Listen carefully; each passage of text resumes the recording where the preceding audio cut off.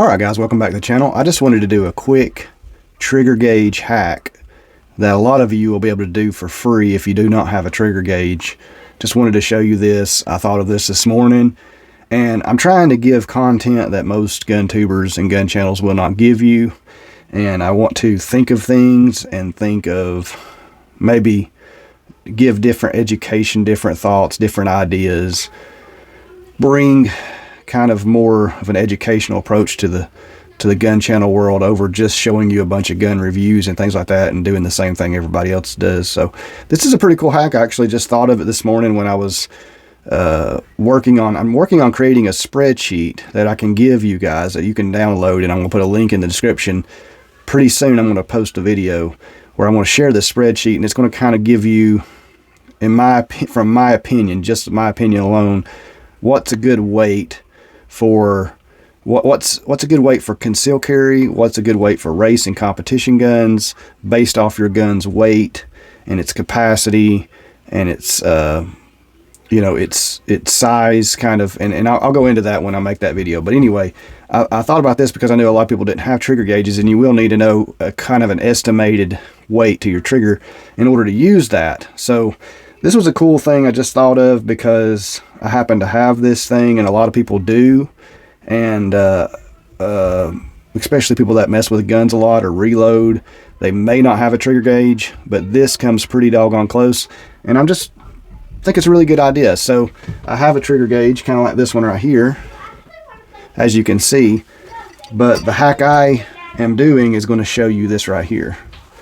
We're going to use a kitchen scale to actually get a trigger pull. So right now it's set to 0 ounces. I'm going to set the gun on it, cock the trigger. If it's striker fire, that doesn't matter, but I'm going to try to get it close without putting weight on the scale. This is only going to be an estimated trigger weight, so when I get pretty close to not putting any weight, I'm going to tare it. So that's going to zero it out with the weight of the gun on it. Then I'm going to press it slowly, just real slowly. It's up to 1.8 ounces, 2 pounds. Okay, so 2.6 pounds, 2 pounds 6 ounces basically. Now it's going to go back to 0 when you take your finger off the trigger, so that's why you want to go slow.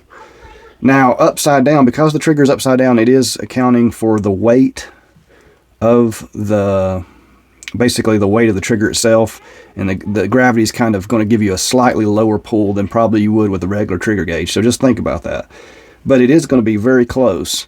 So maybe add a couple ounces, 2 to 4 ounces to the trigger pull to kind of get what the weight would be if you was actually pulling the trigger sideways or like in the gun's regular position. So add maybe 2 to 4 ounces to that trigger pull.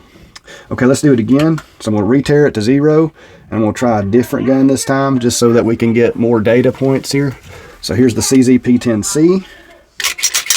Make sure it's unloaded. We're going to put the P10C on the plate. Try to get as close as you can and hold the gun vertical without, or you could actually just set it down if you wanted to tare the weight. Now hold the gun on there without pushing or pulling on the gun. And let's pull the trigger back. It's at 3 pounds. I wish I could show you this better, but it's climbing. So that was about 3.8 pounds, 3 pounds and 8 ounces, I should say. 3.8 pounds is not the same as 3.8 ounces. So yeah, 3.8 ounces, 3 pounds, 8 ounces. Just a really cool trigger hack, and I thought it was a great idea, and I never thought of this. Maybe I've done it before, maybe some other channels have shared this, but it just came to my head, and I thought this scale is cheaper and more common than something like this. If you can't afford this and you have something like this laying around, then maybe you can get you a decent trigger gauge, or a decent estimate of what your trigger weight is without going out and purchasing a $30 trigger gauge. Now they are cheaper in some places now. You can find cheaper, more Chinese made trigger gauges that work okay. And if you want to do that, that's fine too. But if you don't have the money, you can use a kitchen scale that you might have laying around to kind of get a good estimate. Like I said, just tear out the weight, weigh the gun, tear the weight, it goes to 0, hold it like this, without putting any more weight than you have to on the scale with your fingers, just balancing the gun. Slowly pull the trigger and watch the weight. And when you hear the snap, that's where your weight will be at. Maybe add a couple ounces, 2 to 4 ounces to the trigger pull to account for the gravity helping you pull the trigger. And there you go. You're pretty close estimated trigger pull. God bless. Have a great day. And I hope you enjoyed this video. I think it's great free content, and it's very educational in my opinion. We're all on a budget. We're all trying to do things as cheap as possible, and I think this is a great way to do it. Please like, subscribe, leave a comment. Let me know this is cool if you think it is. Have a great day.